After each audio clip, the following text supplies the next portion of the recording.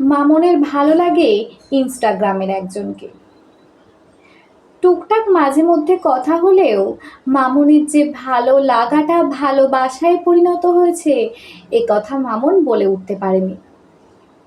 তাই তার কাছে ভালোবাসাটা একতরফীয় হয়ে রয়েই গেছে। অন্যদিকে মামনের দেখাশোনা হচ্ছে। মামন তো তাতে নারাজ, কারণ হোক না একতরফীয়, তবেও তো মামন ভালোবাসে।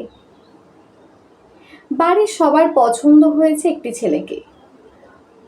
খুব জোরজাবস্তি করার পর মামন দেখা করতে গেল ছেলেটির সঙ্গে।